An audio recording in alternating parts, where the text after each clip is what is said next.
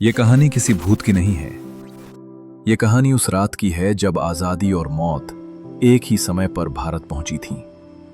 14 अगस्त 1947। दिल्ली में जवाहरलाल नेहरू अपने घर पर बैठे थे। मेज पर भाषण के पन्ने पड़े थे। इंदिरा गांधी पास बैठी थी।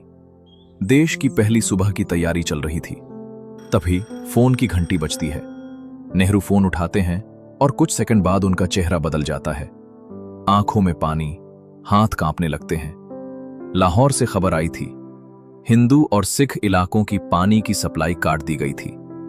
जो लोग घर से पानी लेने निकल रहे थे, उन्हें वहीं मार दिया जा रहा था।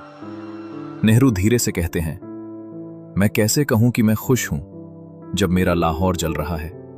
लेकिन उसी रात उन्हें संसद में खड़े होकर कहना था, भारत नई सुबह के साथ जागेगा।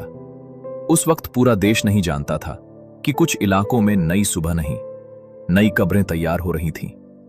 कागज पर खींची गई एक लकीर इतनी तेज निकली कि उसने लाखों लोगों की जिंदगी काट दी। और मजे की बात यह थी, ये लकीर खींचने वाला खुद उस जमीन पर कभी रहा ही नहीं था। 14 और 15 अगस्त के बीच पूरा उत्तर भारत एक खुली जेल बन चुका था। हिंदू डर रहे थे मुसलमानों से, मुसलमान डर रहे थे हिंदुओं से। दोनों को लग रहा था, अगर आज नहीं भागे तो कल जिंदा नहीं बचेंगे। लोगों ने घर छोड़े, दुकानें छोड़ी, मंदिर मस्जिद छोड़ी, कब्रें भी छोड़ दी और सब भागे रेलवे स्टेशन की तरफ। सरकार ने कहा था, रेफ्यूजी ट्रेन्स सेफ होंगी, सेना गार्ड करेगी, कोई खतरा नहीं। लेकिन ग्राउंड रियलिटी ये थी, रेलवे टूट चुका था। सैनिक अपने परिवार बचा रहे थे और ट्रेनें बस भीड़ ढो रही थी। टिकट नहीं, गिनती नहीं, नाम नहीं, बस एक शब्द, रेफ्यूजी। 13 अगस्त की रात लाहौर से एक ट्रेन चली। नाम था स्पेशल रेफ्यूजी ट्रेन। कागज पर लिखा था 300 यात्री। असल में 1200 से ज्यादा लोग ठूंसे गए थे। छत पर, दरवाजों पर, टॉयलेट में, इंजन के पास। हवा नहीं थी, पानी नहीं था, लेकिन उम्मीद थी। लोग सोच रहे थे, बस बॉर्डर पार कर जाएं, फिर सब ठीक हो जाएगा। उन्हें नहीं पता था कि असली खतरा बॉर्डर से पहले इंतजार कर रहा है। रात करीब 2 बजे ट्रेन एक सुनसान इलाके में पहुंची। चारों तरफ जंगल, कोई स्टेशन नहीं, कोई रोशनी नहीं। तभी ट्रेन की स्पीड कम होने लगी। ड्राइवर को लगा इंजन में दिक्कत है, लेकिन असल में पटरियों पर पत्थर रखे गए थे। जैसे ही ट्रेन रुकी, बाहर से आवाज आई, दरवाजे खोलो। लेकिन वो रेलवे स्टाफ नहीं था। वो गुस्से की आवाज थी, नफरत की आवाज थी और बहुत ज्यादा पास थी। पहला पत्थर खिड़की तोड़ता हुआ अंदर आया, फिर दूसरा, फिर तीसरा। बच्चे चीखने लगे, औरतें रोने लगी, बूढ़े लोग फर्श पर लेट गए। बाहर मशालों की रोशनी दिखने लगी। सैकड़ों लोग थे, हाथों में तलवारें, भाले, कुछ के पास बंदूकें। कोई नारा नहीं, कोई चेतावनी नहीं, सिर्फ हमला। ब्रिटिश रिपोर्ट में एक लाइन थी, द अटैकर्स डिड नॉट लूट, दे अमेड टू इरेज। मतलब लूटना मकसद नहीं था, मकसद था खत्म कर देना। पहले इंजन वाले डिब्बे में आग लगाई गई, फिर एक एक करके हर डिब्बे में घुसे। जो मिला मार दिया गया। कोई उम्र नहीं देखी गई, कोई चेहरा नहीं, कोई आवाज नहीं सुनी गई। लोग चलती ट्रेन से कूदे, लेकिन बाहर खड़ी भीड़ उन्हें वहीं खत्म कर रही थी। एक सर्वाइवर ने बाद में बताया, मैं मर चुका था, बस सांस चल रही थी। यह हमला करीब 45 मिनट तक चला।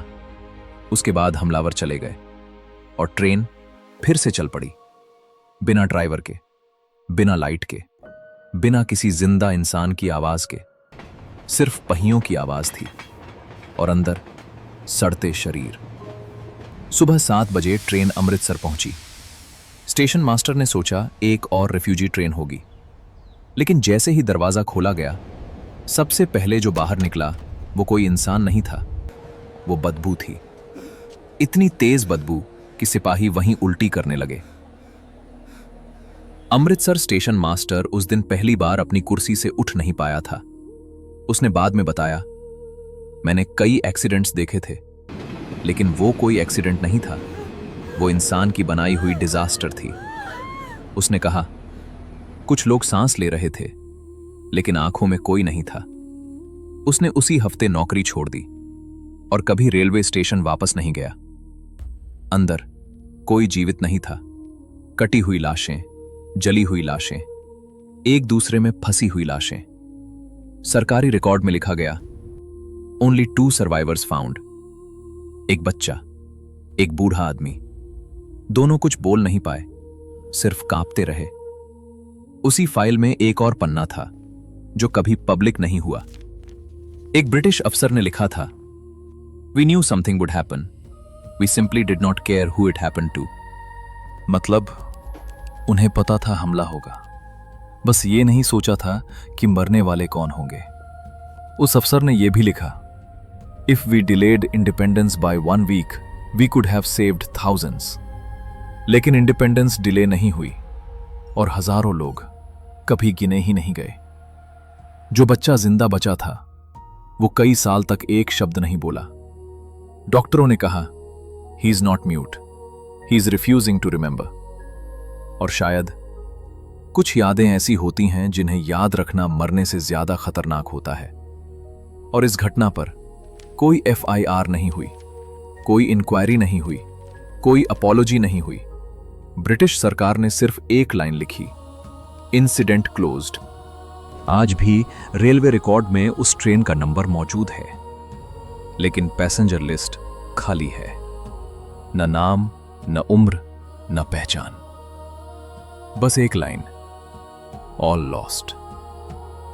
इसीलिए इसे गोस्ट ट्रेन कहते हैं।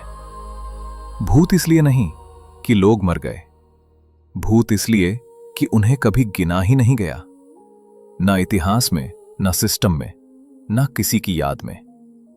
हम हर साल आजादी मनाते हैं, झंडा फहराते हैं, भाषण सुनते हैं, लेकिन शायद कभी ये नहीं पूछते उस आजादी की लाशें कहां दफन हैं।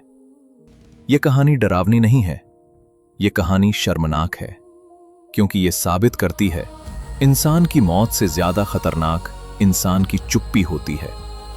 और शायद इसीलिए कुछ ट्रेनों की आवाज आज भी सुनाई देती है, लेकिन वो आवाज पहियों की नहीं होती, वो उन लोगों की होती है जिन्हें कभी दफनाया नहीं गया। कुछ कहानियां डराती नहीं, कुछ कहानियां हमें कटघरे में खड़ा कर देती हैं।